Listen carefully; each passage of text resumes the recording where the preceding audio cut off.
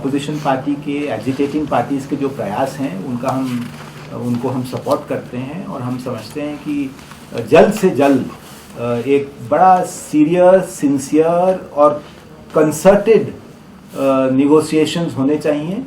हमें ये भी लगता है कि जो सॉल्यूशंस हैं इतने मुश्किल नहीं हैं।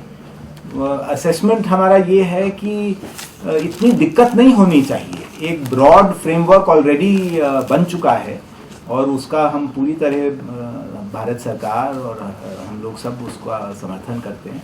भारत के हित में तो है ही नहीं, नेपाल के हित में भी नहीं है, क्योंकि जो नेपाल का ज्योग्राफिक लोकेशन है, जो नेपाल के एडवांटेजेस हैं इकोनॉमिक डेवलपमेंट में, उसको एक्सप्लॉइट करने के लिए कहीं ना कहीं भारत का योगदान भी बहुत ज़रूरी है। जैसे आपका हाइड्रो पावर पोटेंशियल है, उसको एक्सप्लॉइट तो भारत नेपाल कोऑपरेशन के द्वारा ही हो सकता है। तो अगर इस तरह की भारत विरोधी भावना यहाँ बढ़ेगी तो मुझे लगता है कि इसमें नेपाल का भी हित नहीं है। तो हमारा प्रयास यही होगा कि इस तरह की भावना बढ़नी नहीं चाहिए।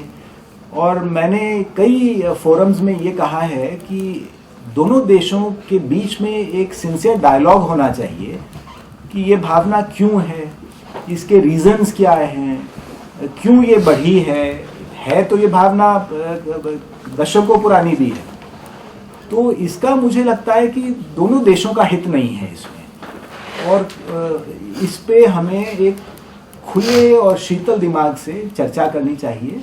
अगर दोनों देश के ये हित में नहीं है तो कुछ हमें स्टेप्स लेने पड़ेंगे कि जिससे ये भावना जो है ये कम हो और धीरे धीरे बिल्कुल ये समाप्त हो जानी चाहिए, अगर दोनों देशों का इसमें हित नहीं है।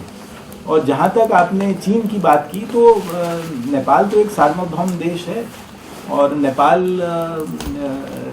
भारत से अच्छे संबंध रखता है, चीन से अच्छे संबंध रखता है और देशों से अच्छे संबंध रखता है।